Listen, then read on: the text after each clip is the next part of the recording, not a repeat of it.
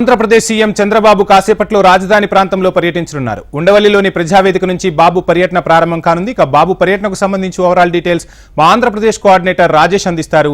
రాజేష్, చూస్తున్నాం చంద్రబాబు పర్యటన కొనసాగనున్నట్టు తెలుస్తోంది. రాజధాని ప్రాంతంలో భవనాలను కూడా బాబు క్షుణ్ణంగా పరిశీలించనున్నారు. సో ఓవరాల్ టూర్ అప్డేట్స్ ఏంటి?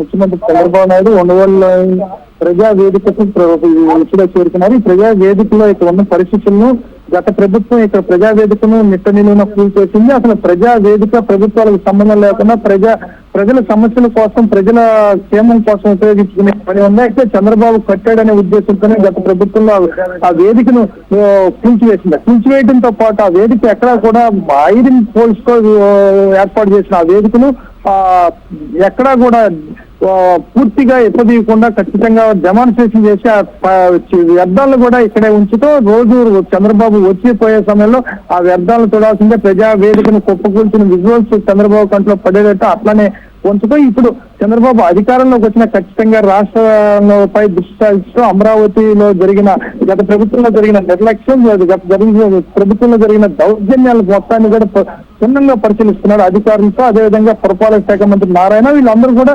పూర్తిగా ఇప్పుడు ప్రస్తుతం ప్రజా వేదికకు చేరుకొని ప్రజా వేదికలో గత ప్రభుత్వం చేసిన విధ్వంసాన్ని మొత్తాన్ని చూసి అదేవిధంగా అధికారులు కూడా ఇక్కడ ఎక్కడైతే ప్రజావేదికను కుప్పకూల్చారో దీన్ని చీగిపోవటానికి, ఇక్కడి నుంచి ఈ వ్యర్థాలను చీగిపోవడానికి కారణాలు ఏందని అధికారులు ప్రశ్నించడంతో అధికారులు కూడా ఏమీ చెప్పలేని కాకుండా మిన్నకూలిపోయారు. అయితే ఇదే విధంగా చూసుకుంటే ఆంధ్రప్రదేశ్ లో చాలా ప్రాంతాల్లో ఇదే జరిగింది. అమరావతిలో ప్రధానంగా అమరావతి రాజధాని అభివృద్ధి జరగకూడదు, అమరావతి రాజధాని ఉండకూడదనే ఆకృష్టితోనే గత ప్రభుత్వం ఇటువంటి పనులు చేసింది. అయితే ఇటువంటి పనులన్నింటినీ కూడా రాజధాని ప్రాంతంలో రైతులు ఎంతో నమ్మకంతో రాజధాని ప్రాంతానికి ఇచ్చిన భూములను దేనికి పనికి రాకుండా ఒక పనికిరాని భూముల్లో తయారు చేసిన ప్రభుత్వాన్ని ఖచ్చితంగా ఈ ప్రభుత్వంలో మాత్రం ఖచ్చితంగా దీన్ని ఎంత రాజధానిని అభివృద్ధి చేస్తాం, అదేవిధంగా రాజధాని ప్రాంతంలో ఉన్న సమస్యలు కూడా పరిశీలిస్తాం అనేసి చంద్రబాబు స్పష్టంగా చెబుతున్నారు. అయితే ఇప్పుడు ప్రస్తుతానికి ప్రజా వేదికగా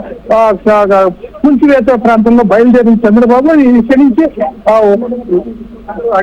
గత ప్రభుత్వం అమరావతి నిర్మాణానికి ఎక్కడైతే శంకుస్థాపన చేశారో ప్రధాని నరేంద్ర మోడీ ఆ ప్రాంతానికి బయలుదేరారు. అయితే ఏదేమైనప్పుడు కూడా అమరావతి నిర్మాణ పనుల విషయంలో ఎక్కడ రాజీ పడే పనే లేదు. ఖచ్చితంగా అమరావతి నిర్మాణ పనులు పూర్తి చేస్తే ఖచ్చితంగా ప్రజలు ఏ నమ్మకంతో తమను గెలిపించామో ఆ నమ్మకాన్ని నెరవేరుస్తామని చెబుతున్నారు.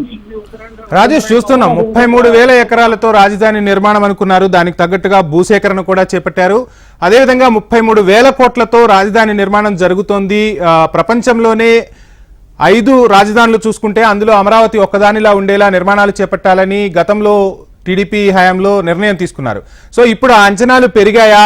ఆ అంచనాలకు తగ్గట్టుగానే రాజధాని నిర్మాణం జరగబోతుందా? అసలు ఏం చేయబోతున్నారు రాజధానికి సంబంధించి? ఈ రోజు పర్యటన తర్వాత వీటిపై ఒక క్లారిటీ వచ్చే అవకాశం ఉందంటారా?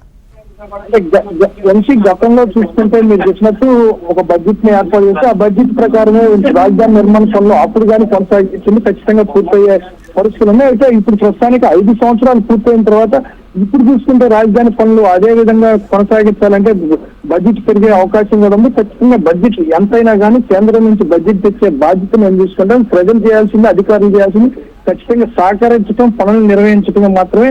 రాజధాని నిర్మాణం విషయంలో ఎన్ని వేల కోట్ల అవసరమైనా కానీ తెచ్చే బాధ్యత రాదు. రాజధాని విషయంలో కావచ్చు, పోలవరం విషయంలో కావచ్చు, ఈ 2 విషయాల్లో ఖచ్చితంగా కేంద్ర ప్రభుత్వం సహకారం అందుతుంది రాష్ట్ర ప్రభుత్వానికి. ఖచ్చితంగా ఇదే తరుణంలో రాజధాని ప్రాంతంలో ప్రభుత్వాన్ని నమ్మేసి భూములు ఇచ్చిన రైతులు ఏ ఒక్కరు కూడా నష్టపోకుండా పూర్తిగా రాజధాని నిర్మిస్తారనేసి చంద్రబాబు చేస్తున్నారు. రాజేష్, చూస్తూ ఉన్నాం అంటే ఒక రాజధాని నిర్మాణం జరగాలి అంటే రాజధాని నిర్మాణము 3 ఫేసుల్లో చేపట్టనున్నట్లు మున్సిపల్ శాఖ మంత్రిగా బాధ్యతలు స్వీకరించిన నారాయణ చెప్తూ వచ్చారు. మొదటి ఫేజ్ లో అసలు ఏ విధమైన నిర్మాణాలు చేపట్టనున్నారు? మొదటి ఫేజ్ కు ఏ విధంగా అడుగులు పడనున్నాయి? ప్రధానంగా మొదటి ఫేజ్ లో రాష్ట్రానికి ముఖ్యంగా కావాల్సిన మౌలిక సదుపాయాలకు అవసరమైన భవనాలను పూర్తి స్థాయిలో ఏర్పాటు చేస్తారు. అదే విధంగా తీసుకుంటే మొదటి ఫేజ్ లోనే ఖచ్చితంగా అధికారులకు సంబంధించి ఐఏఎస్ ఐపీఎస్ అధికారులకు సంబంధించిన భవనాలు కావచ్చు, అదేవిధంగా రాజధాని వ్యవహారాలను నిర్వహించడానికి అవసరమైన భవనాలు మొదటి ఫేజ్ లో చేస్తారు. ఆ తర్వాత లేఅవుట్లు డెవలప్మెంట్ చేయడం, అదేవిధంగా పారిశ్రామిక ప్రాంతంగా తీర్చిదిద్దే విధంగా ఏర్పాటు చేసే పరిస్థితి కనబడుతుంది. మొదటి పనులు పూర్తి చేయగలిగితే ఖచ్చితంగా అమరావతిని పూర్తి చేసినట్టు స్పష్టంగా కనపడింది. ఎందుకంటే మొదటి దశలోనే ప్రధానమైన సమస్యలు, అదేవిధంగా రాజధాని నిర్మాణ పనులు అన్ని కూడా మొదటి దశలోనే. రెండవ దశ మూడవ దశలో చూసుకుంటే ల్యాండ్ డెవలప్మెంట్ పనులు, అదేవిధంగా ఇతర ప్రాంతాల నుంచి వచ్చే కంపెనీలు ఈ పనులు ఉంటాయి. అయితే మొదటి దశలో పనులతోనే రాజధాని అమరావతికి వచ్చే అవకాశం ఉంటుంది. రాజేష్, చూసాం మనం గతంలో చంద్రబాబు నాయుడు అమరావతి రాజధానిని భారీ ఎత్తున చేపట్టిన ప్రజల నుంచి మద్దతు లభించలేదు, రాజధాని నిర్మాణం పూర్తి కాలేదు, దాంతో సర్కార్ కూడా మారిపోయింది. సో ఈసారి బాబు ప్లానింగ్ ఏమైనా మారే అవకాశం ఉందా? అంటే మనం ఇందాక డిస్కస్ చేసుకున్నట్టు 3 భాగాలుగా రాజధాని నిర్మాణం చేపట్టి మొదటి భాగాన్ని ప్రజలకు చూపించిన తర్వాత రెండో భాగాన్ని ఎంచుకునే అవకాశాలు ఏమైనా కనిపిస్తున్నాయి? అంటే ఒక్కసారిగా భారీ ఎత్తున ప్లానింగ్ ను అమలు చేయకుండా దశల వారీగా ప్లానింగ్ ను అమలు చేయడం ద్వారా ఈసారి ప్రజల మద్దతు కూడా కూడగట్టే ప్రయత్నం బాబు చేస్తున్నారని అనుకోవచ్చా? ఖచ్చితంగా బాబు నిర్ణయం కూడా ఖచ్చితంగా ఎట్టి పరిస్థితుల్లో అన్ని పనులు ఒకసారి కొనసాగిస్తే అయితే ఏవి పూర్తి కావు, అన్ని సగాల్లో ఉంటాయి. అయితే దశల వారీగానే పనులు నిర్వహించాలి, దశల వారీగానే విభాగాల వారీగా పనులు పూర్తి చేసి ప్రజలకు చేయాలి. అదేవిధంగా గత ప్రభుత్వంలో జరిగిన నష్టాన్ని ఈ ప్రభుత్వం పూర్తిందనే నమ్మకం, విశ్వాసం ఓట్లేసిన ప్రజలకు చేయాలి. ఇక్కడ అధికారులు కావచ్చు, ప్రజాప్రతినిధులు కావచ్చు, అన్ని ఒకసారి చేయొచ్చు అని చూసిన ప్రజాప్రతినిధులు అధికారులు చెప్పినప్పటికీ కూడా బాబు దాన్ని ఏకీభవించలేదు. ఖచ్చితంగా అన్ని పనులతో కొనసాగిస్తే అంతా ఫెయిల్ అయిపోతుంది, వ్యవస్థ మళ్ళీ తారుమారు అవుతుంది. ఖచ్చితంగా నమ్మి ఓట్లేసిన ప్రజలకు మనం ఖచ్చితంగా విజువల్స్ ని ఖచ్చితంగా నిర్మించి చూపించాలి, రాజధాని విజువల్స్ ని. అయితే ఇప్పటి వరకు చిత్రాల్లో కనిపించిన రాజధాని చిహ్నాలు అయితే గ్రౌండ్ లెవెల్లో రియాలిటీగా చూపించాలి. దీనికి కావాలంటే ప్రత్యేకంగా బృందాలను ఏర్పాటు చేసుకోవటం, వసతులకు కూడా ఇప్పటి వరకు ఎక్కడ వసతులు రాజధాని ప్రాంతంలో పనులు నిర్వహించాలన్నా కానీ వచ్చిన వారికి వసతులు కూడా పూర్తి ఇటువంటి వసతులు చిన్న చిన్న మౌలిక వసతులను కూడా పూర్తిగా మనమే ఏర్పాటు చేసి కల్పించి పూర్తిగా రాజధాని నిర్మాణం ఎక్కడ లోటుపాట్లు లేకుండా మొదటి దశలో పనులు పూర్తిగా చేస్తే ప్రజలు నమ్ముతారు. ఖచ్చితంగా ప్రజలు నమ్మి ఓటు వేసినందుకు ఖచ్చితంగా రాజధాని నిర్మాణం పూర్తి చేయాలనేసి బాబు అధికారులకి, ప్రజా ప్రతినిధులకు కూడా, స్థానిక నాయకులకు, అదేవిధంగా పురపాలక శాఖ మంత్రులకి, స్థానిక మంత్రులకు కూడా స్పష్టంగా చెప్పినట్టు తెలుస్తుంది. రాజేష్, చూస్తున్నాం 3 దశల్లో రాజధానిని నిర్మించాలంటే ఇప్పుడు ఉన్న అంచనాల ప్రకారం అయితే 1,00,000 కోట్ల రూపాయల వరకు కూడా కావాల్సి ఉంటుంది. ఇక మొదటి దశకే 48,000 కోట్లు అవసరం. సో ఆంధ్రప్రదేశ్ ఖజానాని మనం ఒకసారిగా పరిశీలిస్తే ఇప్పుడు ఖజానా ఏ పరిస్థితుల్లో ఉంది అనేది ఆర్థిక శాఖ ముఖ్య అధికారులు కూడా బాబుకు సమాచారం అందించినట్టుగా తెలుస్తుంది. మరి ఈ 48,000 కోట్లు కేంద్ర ప్రభుత్వం నుంచి సేకరించడం ఈజీయేనా? మొదటి దశ నిర్మాణానికి బాబు ప్రణాళికలు ఏ విధంగా ఉండబోతున్నాయంటారు? కేంద్ర ప్రభుత్వంలో బాబు కీలకంగా వ్యవహరిస్తున్నారు. అయితే కేంద్ర ప్రభుత్వంలో ప్రస్తుతం బాబు రాజధాని అమరావతి గతంలో ఏదైతే నరేంద్ర మోడీ శంకుస్థాపన చేశారో ఆ రాజధాని అమరావతి ఆగిపోవడంతో ఈ ఎన్నికలకు ముందే అమరావతి రాజధాని ఖచ్చితంగా పూర్తి చేయాలి, ఎన్నికల్లో గెలవబోతున్నాం. అయితే కూటమి ఏర్పాటుకు ముందే ప్రధానమంత్రి నరేంద్ర మోడీకి స్పష్టంగా చంద్రబాబు విమతి తెలిసినట్టు తెలుస్తుంది. అయితే స్పష్టంగా ఖచ్చితంగా రాజధాని నిర్మాణాలకు కేంద్రం సహకరిస్తుంది. కేంద్రం నుంచి బడ్జెట్ కూడా విడుదలయ్యే అవకాశం ఉంది. కేంద్రంలో కూడా బాబు ప్రస్తుతానికి చెప్పింది జరిగిద్దనే అంచనాల్లో అధికారులు కూడా ఉన్నారు. దీన్ని బట్టి చూసుకుంటే దాదాపు అమరావతి నిర్మాణానికి 1,00,000 కోట్లు అవసరమైనప్పుడు కూడా ఎక్కడా కూడా డబ్బులకి నిధులకి దోకా లేదు. ఖచ్చితంగా అమరావతి పనులు పూర్తి చేసేందుకు అవసరమైన బడ్జెట్ తెచ్చించగలిగే సమర్థత చంద్రబాబు ఉందనేసి ఇక్కడ అధికారులు కూడా భావిస్తున్నారు. రాజేష్, చూస్తున్నాం ఈ రోజు చంద్రబాబు పర్యటనలో ముఖ్యంగా ఏవైతే భవనాలు అంటే అసంపూర్తిగా కట్టిన భవనాలు ఏవైతే ఉన్నాయో ఆ భవనాలన్నింటినీ కూడా బాబు పరిశీలించబోతున్నారు. మొన్న నారాయణ కూడా ఒక రివ్యూ మీటింగ్ లో కొన్ని కీలక వ్యాఖ్యలు చేశారు. ఆ రోడ్ల నిర్మాణం కూడా చేపట్టాల్సి ఉంటుంది. అంటే అమరావతి రాజధాని నిర్మాణంలోనే సుమారుగా 3,600 కిలోమీటర్ల రోడ్ల నిర్మాణం జరగాలి. మరోవైపు ఆంధ్రప్రదేశ్లో రోడ్ల పరిస్థితి కూడా చాలా దయనీయంగా ఉంది. సో పెద్ద ఎత్తున నిధులు కావాలి. ఈ నిధుల సమీకరణకు సంబంధించి ఆంధ్రప్రదేశ్ సర్కార్ ఏం చేయబోతోంది? నిధుల సమీకరణ విషయంలో ఎక్కడా కూడా ఆంధ్రప్రదేశ్ ప్రభుత్వం ఆలోచించే పరిస్థితులు లేదు. నిధుల సమీకరణలో కేంద్రంతో పాటు రాష్ట్రంలో కూడా అవసరమైతే ప్రత్యేకంగా నిధులు కేటాయించుకోవచ్చు. అదేవిధంగా బడ్జెట్ లేనప్పుడు కూడా ఆంధ్రప్రదేశ్ లో బడ్జెట్ లేనప్పుడు కూడా బడ్జెట్ తెచ్చే బాధ్యత అనేది ఖచ్చితంగా ఇప్పుడు ఏదైతే ఈ రోజు అమరావతిలో ఉన్న ప్రాంతాల్లో పర్యటిస్తున్నారో ఈ ప్రాంతాల్లో గతంలో చూసుకుంటే దాదాపు 40% నిర్మాణాలు పూర్తయిన భవనాలను కూడా పూర్తిగా గత ప్రభుత్వం నిర్లక్ష్యంతో వదిలేయడంతో ఆ భవనాలన్నీ కూడా చెట్లు కంపలతో నిండిపోయి, అదేవిధంగా కొన్ని భవనాల్లో అయితే అసాంఘిక కార్యక్రమాలు జరగడం అవి దేనికి పనికిరాని విధంగా తయారైనాయి. దీంతో ఇప్పుడు ఈ భవనాలను మరమ్మతులు చేసి మరలా కన్స్ట్రక్షన్ వర్క్స్ పూర్తి చేద్దామా లేదంటే మొదటి నుంచి పూర్తి చేయాలనే అంచనాల కోసం ఈ రోజు అధికారులు రకరకాలుగా చెప్పడంతో అసలు అధికారులు చెప్పే మాట కాదు, ఖచ్చితంగా గ్రౌండ్ లెవెల్లో ఏముంది రియాలిటీ, అసలు గ్రౌండ్ లెవెల్లో నిజంగా అక్కడ వేసిన రోడ్డు పనికిరాని పరిస్థితిలో ఉందా లేదంటే దాని మీద మరలా మరమ్మతులు చేస్తే ఉపయోగపడితే లేదంటే కొత్త రోడ్లు వేయాలా. అదే ఇప్పటికే మంత్రి నారాయణ కూడా పలుమార్లు చూసినప్పటికి కూడా ఇంకా స్పష్టంగా ఇంకొద్దిగా లోతుగా పరిశీలించాల్సింది అనేసి ఈ రోజు నేరుగా ముఖ్యమంత్రి చంద్రబాబు నాయుడు అమరావతి ప్రాంతంలో పర్యటిస్తున్నారు. అయితే ప్రధానంగా చూసుకుంటే రోడ్ల పరిస్థితి కూడా అస్తవ్యస్తంగా ఉండటం, రోడ్లు కనీసం వాహనాలు కాదు కదా కూలీలు వెళ్లే పరిస్థితి కూడా స్థానికంగా అమరావతి ప్రాంతమే కాదు రాష్ట్రంలో కొన్ని ప్రాంతాల్లో కూడా అదే పరిస్థితి.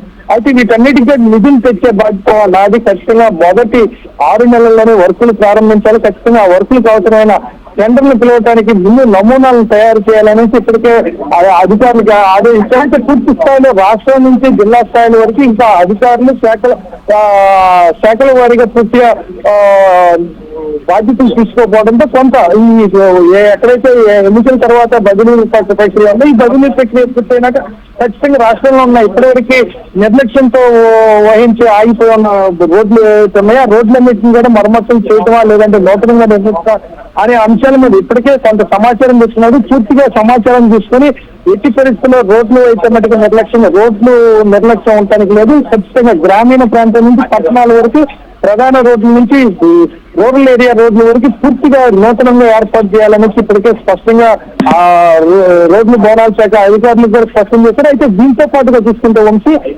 బడ్జెట్ ఏదైతే బడ్జెట్ ఉందో బడ్జెట్ ఎంతైనా కానీ గతంలో ఉన్న బడ్జెట్ కేటాయించిన బడ్జెట్ పక్క దారి మళ్ళించి వేరే పథకాలకు వాడారు. అటువంటి ఏమీ లేకుండా అవసరమైతే దీనికి సంబంధించి ప్రత్యేకంగా కేంద్రం నుంచి అవకాశం కేంద్రం ఇచ్చింది సరిపోకపోతే అవసరమైతే రాష్ట్ర ప్రభుత్వం ప్రత్యేక దృష్టి సాధించి ఇతరత్ర ఆలోచనతో ఇతరత్ర ప్రాంతాల నుంచి డబ్బు తెచ్చే అవకాశం ఉంది. ఖచ్చితంగా దీంతో పని అయితే ముందు రోడ్లు వేసే మీటింగ్ పూర్తి కావాలి. రాష్ట్ర ప్రభుత్వానికి 3 ముఖ్యమైన అంశాలు ఉన్నాయి. అయితే ప్రధానంగా ఆంధ్రప్రదేశ్ పోలవరం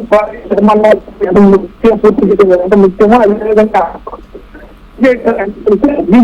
రెండింటి పూర్తితో పాటు ఖచ్చితంగా రూరల్ నుంచి నగరాల వరకు ఎక్కడ కూడా రోడ్లు ఆగిపోయే ప్రసక్తి ఉండకూడదు. ఎట్టి పరిస్థితుల్లో రూరల్ ఏరియాలో సైతం ఎట్టి పరిస్థితుల్లో రోడ్ల నిర్మాణాలు కానీ జాతీయ ఉండమని ఇప్పటికే అధికారులు సూచించారు. రాజేష్, చూస్తున్నాం 2014-19లో రాజధాని నిర్మాణానికి సంబంధించి పెద్ద ఎత్తున హైప్ క్రియేట్ అయిపోయింది. ఆ హైప్ కు తగ్గట్టుగా అక్కడి నిర్మాణాలు అందుకోలేకపోయారు, అంటే అంత పని జరగలేదు. దీంతో కొంత ప్రజల్లో వ్యతిరేకత వ్యక్తమైంది అనేది తెలుగుదేశం ప్రభుత్వం కూడా గుర్తించినట్టుగా తెలుస్తుంది. ఈసారి మధ్య మార్గాన్ని అనుసరించి ఒక సింపుల్ ప్లాన్ ద్వారా రాజధాని నిర్మాణాన్ని చేపట్టాలి, ఒక కొంత ప్రారంభమైతే ఆటోమేటిక్ గా రాజధాని నిర్మాణం జరుగుతుందని చంద్రబాబు కూడా భావిస్తున్నట్టుగా తెలుస్తుంది. దీనికి సంబంధించి ఏమైనా అప్డేట్స్ అందుతున్నాయా? మొత్తం రాజధాని పని పూర్తి చేయాలనేసి ఎదురు పూర్తిగా కనీసం 50% దాటకుండా వర్కులు ఆగిపోయినాయి. అయితే అటువంటి పరిస్థితులు మళ్ళీ ఎదురవకుండా ఖచ్చితంగా 3 విడతలుగా ఖచ్చితంగా పనులు పూర్తి చేయాలి. ఖచ్చితంగా ఏదైతే రాజధాని నిర్మాణంలో కీలకమైన అంశాలు కీలకమైన శాఖలకు సంబంధించిన భవనాలు ఉన్నాయో అదేవిధంగా ఏర్పాట్లు అవి మొదటి దశలో వాటిని ఏర్పాటు చేస్తున్నాం. మొదట 2 చట్టాలు వాటి పనుల మీద ఖచ్చితంగా దృష్టి సాధిస్తున్నారు. అయితే మొత్తం ఒక్కసారిగా చేయాలనుకున్నా కానీ బడ్జెట్ ఒక్కసారిగా కేంద్ర ప్రభుత్వం నుంచి విడుదలయ్యే అవకాశాలు ఉండకపోవచ్చు కాబట్టి విడతల వారీగా బడ్జెట్ తీసుకుంటాం కాబట్టి విడుదల వారితో పాటు దీన్ని కూడా వచ్చిన బడ్జెట్ ని స్పష్టంగా ఒక అంశానికి మాత్రం అవ్వాలి, ఆ అంశాన్ని పూర్తి చేయాలి. ఖచ్చితంగా తొలి విడతలో ముఖ్యమైన ఏవైతే అనే డెవలప్మెంట్స్ ఆ డెవలప్మెంట్స్ మాత్రం వాడడం. అదేవిధంగా నమూనాలు ఏవైతే గతంలో ఉన్న నమూనాలకి ఇప్పుడు కొంత మార్పు చేసే అవకాశాలు కనబడతాయి. అయితే కానీ శంకుస్థాపనప్పుడు గత వచ్చినైతే కూడా రాజధాని గతంలో ఇచ్చిన నమూనాలు దగ్గరగా ఉన్నాయంటే గత తెలుగుదేశం పార్టీలో ఉన్న నమూనాలను తీసుకొచ్చి మళ్ళీ ఏర్పాటు చేసే విధంగా ఆలోచిస్తున్నట్టు తెలుస్తుంది. ప్రజావేదిక నుంచే పర్యటన ప్రారంభించడం వెనుక బాబు వ్యూహం ఏమై ఉంటుంది? అదేవిధంగా ఇప్పుడు ప్రజావేదిక ప్రాంతాన్ని బాబు పరిశీలించిన తర్వాత, అంటే అక్కడ ఇప్పటి వరకు ఎటువంటి శిథిరాలను కూడా తొలగించలేదు, అక్కడ ఏమైనా మరలా నిర్మాణం చేసే అవకాశం ఉందా, లేదంటే దాన్ని అలా ఒక గుర్తుగా ఉంచే అవకాశాలు ఉన్నాయా? ఖచ్చితంగా ప్రజావేదిక పూర్తి నుంచి అక్కడ ఎక్కడా కూడా డిమాలిటేషన్ చేసిన వర్గాలను కూడా తొలగించకుండా చంద్రబాబు నాయుడు ప్రతి రోజు అది నుంచి వెళ్ళి వచ్చే సమయంలో ఆ ప్రజావేదికను చూస్తూ ఉంటానని కక్షపూరితంగా అక్కడే ఉంచారు ఆ శిబిరాన్ని.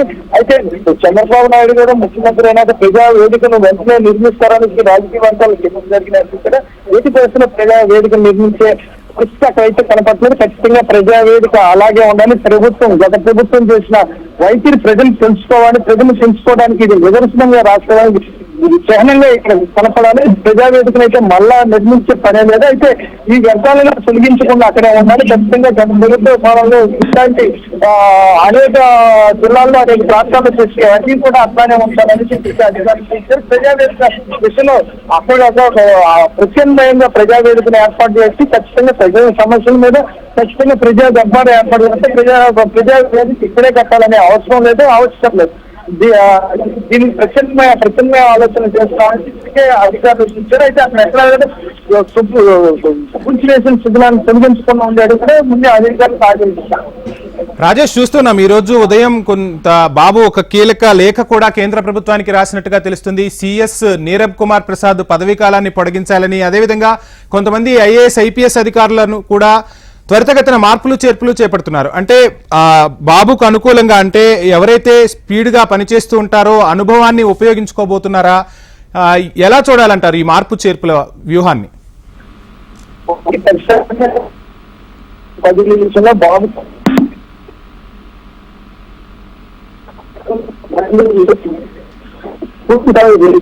ఎక్కడ కూడా తీసుకోవట్లేదు. గతంలో చూసుకుంటే స్థానిక నాయకులు చెప్పిన అధికారులకు పోస్టింగ్లు ఇచ్చే సందర్భాల్లో కూడా జరిగి ఉన్నాయి. అయితే ఇప్పుడు అటువంటి పరిస్థితులు ఎక్కడ బాగోకుండా జిల్లా స్థాయి అధికారుల నుంచి మండల స్థాయి అధికారుల వరకు కూడా పూర్తిగా ఎక్కడైతే కీలకమైన పనులు ఉన్నాయో అమరావతి ఖచ్చితంగా ప్రజల మధ్యలో ప్రజలను మెప్పించి ఎక్కడెక్కడ నిర్లక్ష్యం వహించకూడదు. వాళ్ళకి ఒక విజన్ ఉండాలి. అధికారులు ఉద్యోగంగా సమయాన్ని పూర్తి చేసుకొని వెళ్ళిపోకుండా ఖచ్చితంగా బాధ్యతగా చివరి పనులు పూర్తి అయ్యేంత వరకు బాధ్యతగా నిలబడాలి. అటువంటి అధికారులు మాత్రమే ఎంపిక చేసుకున్నారు. అదేవిధంగా పోలీస్ వ్యవస్థలో కూడా పూర్తి స్థాయిలో గతంలో జరిగిన పొరపాట్లు ప్రజల మీద వ్యవహరించిన శైలిని, అటువంటి శైలిని వ్యతిరేకంగా ప్రజలు మనల్ని పొందే విధంగా పోలీస్ వ్యవస్థలో కూడా స్థాయి అధికారులు కూడా విషయంలో సీరియస్ గా తీసుకున్నారు. ఐఏఎస్ ఐపీఎస్ అనే వ్యవహారాలు ప్రధానంగా చూసుకుంటే ఎక్కడా కూడా ఏ అధికారి కూడా గతంలో అవినీతి మరక అంచిన వారు అయి ఉండకూడదు. ఖచ్చితంగా ఒక నిబద్ధతతో ఒక సిన్సియారిటీతో పనిచేసే అధికారులు మాత్రమే చంద్రబాబు అవకాశం కల్పిస్తున్నారు. Thank you Rajesh.